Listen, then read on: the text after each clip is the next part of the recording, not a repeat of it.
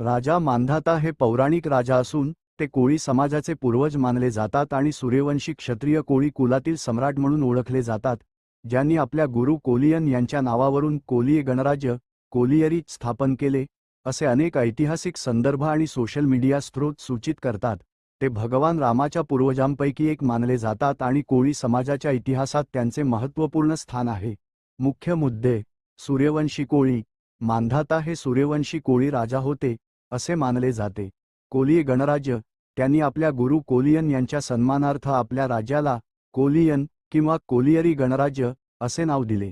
कोळी समाजातील महत्त्व: राजा मांधाता हे कोळी समाजाचे महत्त्वाचे ऐतिहासिक पूर्वज आहेत आणि त्यांच्याबद्दलची माहिती अनेक कोळी बांधवांना असली पाहिजे, असे काही स्रोतांमध्ये नमूद आहे। वंशज: त्यांचे पुत्र राजा मुचुकुंद हे देखील प्रसिद्ध आहेत असे म्हटले जाते। थोडक्यात, राजा मांधाता हे कोळी समाजाच्या प्राचीन इतिहासातील एक महत्त्वाचे आणि गौरवशाली व्यक्तिमत्व आहेत। त्यांच्या जयंती निमित्त विनम्र अभिवादन। धन्यवाद सतीश धडे।